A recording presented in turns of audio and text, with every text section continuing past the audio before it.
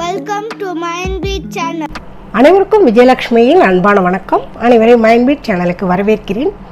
மைண்ட்பீட் சேனலை ஆதரித்து வரும் அன்பான உள்ளங்களுக்கு மனமார்ந்த நன்றி.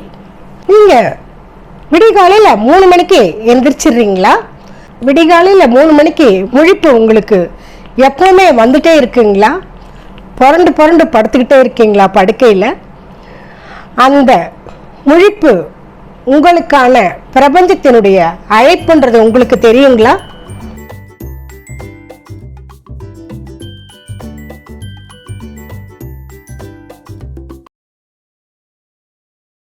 அந்த நேரத்தில் தாங்க இயற்கை ரொம்ப அமைதியாக இருக்கும்.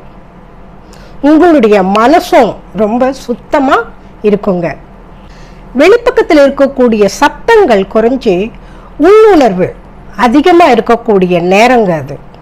இந்த நேரத்தில் நேர்மறை ஆற்றல் ரொம்ப ஸ்ட்ராங்காக இருக்குங்க. அந்த ஆற்றலோட நீங்கள் இணையும் போது மனசுக்கு ஒரு தெளிவும் அமைதியும் எண்ணற்ற விஷயங்களும் உங்களால் செய்ய முடியும். இதை நீங்கள் நம்புறீங்களா? பழைய சுமைகள் லேசாகுங்க. புது வாழ்க்கை உதயமாகக்கூடிய நேரம் இது. எப்பவுமே இந்த நேரத்தில் முழிப்பு வந்ததுன்னா அலர்ட் ஆயிடுங்க. இந்த மாதிரி விடிகாலையில் 3 மணிக்கு முழிப்பு வந்தா என்ன செய்யணும்? படுக்கையில் புரண்டிட்டே இருக்காம எந்திரிச்சு பெட்லேயே உட்காருங்க. உங்களுடைய இஷ்ட தெய்வத்தையும் குல தெய்வத்தையும் மனதார நினச்சி கும்பிடுங்க. தியானம் இருக்க தெரிஞ்சவங்க தியானத்தில் இருங்க. இதை செஞ்சாலே போதுங்க. இந்த நேரத்தில் நீங்கள் இதை செய்யும்போது ஆன்மீக உலகமும் பிரபஞ்சமும் உங்களுக்கு ரொம்ப நெருக்கமாகுங்க. ஏன் இந்த மாதிரி முழிப்பு வருது?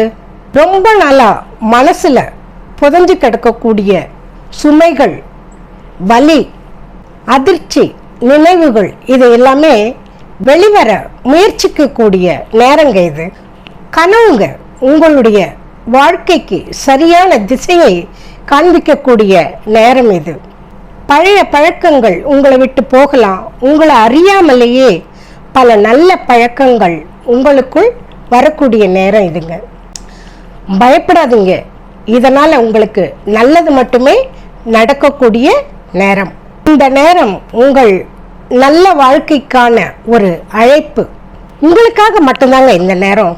இந்த நேரத்தை நீங்கள் யூட்டிலைஸ் பண்ணிக்கிட்டீங்கன்னா உங்கள் வாழ்க்கையில் நல்ல மாற்றங்கள் கிடைக்கலாம். உங்களை நீங்கள் உணர்வதற்கான நேரம் இதுங்க. அதனால அதிகாலையில் 3 மணிக்கு முழிப்பு வந்தால் அதை யூஸ் பண்ணி தியானம் செய்யுங்க. உங்களுக்கு தேவையான விஷயங்கள் என்னென்ன, உங்களுடைய ஆசைகள் என்னென்னன்ட்டு ஒரு நோட் எடுத்து அதை எழுதுங்க. எழுதும்போது அந்த பிரபஞ்சம் உங்களுக்கு அதை எல்லாத்தையுமே நிறைவேற்றி வைக்குங்க. என்னுடைய வாழ்க்கையில் நான் கடைப்பிடிச்சு நிறைய விஷயங்களை நான் அச்சீவ் பண்ணியிருக்கேன். அப்போ நீங்கள் இந்த வீடியோ பாருங்கள். உங்களுக்கு பிடிச்சிருந்தா ஷேர் பண்ணுங்கள், கமெண்ட் பண்ணுங்கள். மைண்ட்பீட் சேனலை சப்ஸ்கிரைப் செய்யுங்க. இது போன்ற பயனுள்ள வீடியோக்களுக்கான தொடர்ந்து பயணித்து வாருங்கள். மீண்டும் அடுத்த நிகழ்ச்சியில் சந்திப்போம் நண்பர்களே. என்றும் உங்களுடன் மைண்ட்பீட் சேனல். நன்றி, வணக்கம்.